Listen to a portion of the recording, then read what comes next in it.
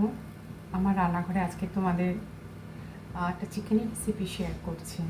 আর চিকেনের রেসিপিটা শেয়ার করছি মানে চিকেনটার মধ্যে কোনো তেল, উইদাউট তেলে খুব সুন্দর রান্না।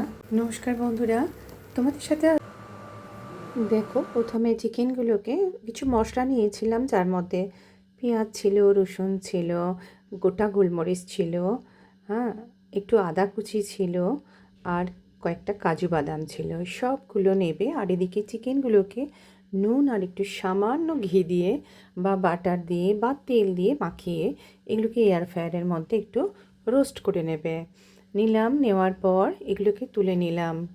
জানো তো, এরম করে করলে পারে তোমার তেল মশলা খুবই কম লাগে, খেতেও খুব ভালো লাগে। করে দেখো তোমরা। তারপর এই মশলাটাকে পেস্ট বানিয়ে ভালো করে মশলাটাকে কিন্তু শুধু শুকনো করার মধ্যে নাড়বে, নেড়ে নেড়ে বেশ যখন দেখবে লাল লাল তখন ওটাকে পেস্ট বানিয়ে শুধু এবার চিকেনের গায়ে চিকেন মশলাটাকে করার মধ্যে দিয়ে চিকেনটা দিয়ে এবার কষাতে থাকবে।